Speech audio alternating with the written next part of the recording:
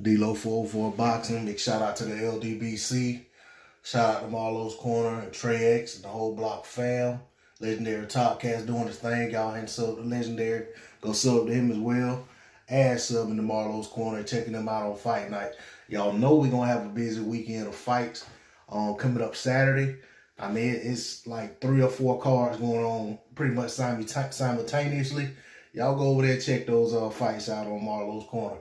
I certainly will be over there myself in the chat section. I may even end up on the panel. You know what I'm saying? Just depends on what I got going on in the background in the house and all of that. But definitely where I want to be on fight night. Definitely where I suggest you guys be as well. One thing I want to get into real quick. I'm not going to make this video terribly long. I'm actually at home trying to get a little work done. I'm not able to go to work right now. As far as you know, the big fights that can be made at 160, we all know that Jermall Charlo and Demetrius Andrade have both been chasing the Canelo fight and the GGG fight.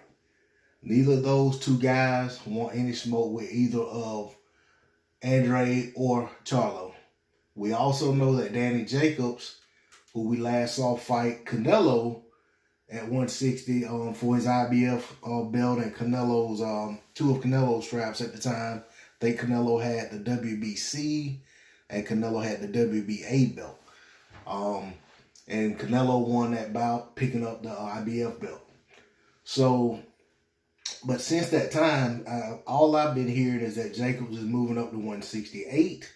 So Jacobs is no longer a viable opponent for either guy at 160, even though he already said he wasn't going to fight Andrade anyway, and I think the feeling was mutual there in that buddy system type deal. So I was actually watching a video. You know, we all want to see Andrade versus Charlo, just because it's it's a great fight. I consider those guys to be the top 2 middleweights.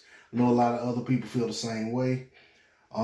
But my whole point is, it's a fight that is intriguing. It could be a great fight. In my opinion, it's a pick'em fight. I personally would lean a little bit toward Andrade, but that's just me. That doesn't mean that's the way the fight's going to play out. But I'm starting to think we're not going to see this fight. Reason being, I know Jermall Charlo came out and said, he'd go to the zone for a 1-fight deal or what have you to get the Andrade fight or any of those guys on the zone. Andrade, prior to that, had said that both Charlo brothers are scared of him. He'd fight either one of them. And then a whole lot of other stuff historically between the Charlos and Andrade. We should know Andrade used to train, I think, out of Houston at one point. So these guys know each other well. But fast forward to video I saw this morning. I think it was from yesterday. Nestor Gibbs from the Boxing Boys, shout out to Ness, actually caught up with Jermall while he was down in Cancun at the WBC convention. They were on the way walking to go get breakfast. And he actually was asking Charlo about fighting Demetrius Andrade. And Charlo's response pretty much was that, Andrade's a nobody knows him. He basically said he'd rather move to another division and fight another champion than face the Andrade fight, or go after the Andrade fight. However you want to interpret it. I'm not trying to put words in the guy's mouth. I didn't write down what he said verbatim, but it was somewhere along those lines. So my whole point in the video is to say this. I say all the time when these fighters come out and say stuff about want to fight each other, a mouth can say anything. I want to see action. You know what I'm saying? These guys need to put pressure behind the people who make the decisions as far as making these fights come together, the movers and shakers, the power brokers. As long as we just got fighters getting in front of a camera and get on a mic saying something, that may be satisfying to us short term when we just want to hear a guy say something, like when we were like, Tank needs to say something to Lomo.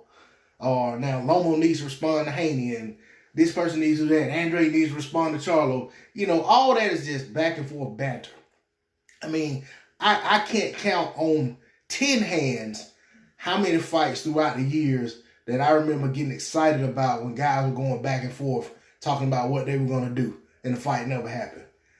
I mean, I'll even go back as far as to talk about the rematch between Roy Jones Jr. and Bernard Hopkins. Those guys kept getting on camera talking about the rematching one another, but can never come to terms on what the split should be on the fight. And then they fought all those years later in a terrible fight when both guys, they just made a terrible matchup. They were both too far past it. But my whole point is, anybody can get in front of a camera, on a microphone, and say anything. Put some action behind those words. Because here it was all good just a week ago. We're under the impression that Charlo was really going to push for this Andrade fight. But then here it is a week later, he's dismissing Andrade as a nobody, says nobody knows the guy. So that tells me we're probably not going to get this fight. I hope I'm wrong. I hope we get this fight. I think it's great for boxing. I feel bad for both guys that they can't get the fights that they want with the guys that they want to fight, that they deserve fights against. But you can't make other guys fight you. But that's all I got to say on the subject. It's D-Lo 404 Boxing. Once again, shout out to the LDBC. I'm out. Peace.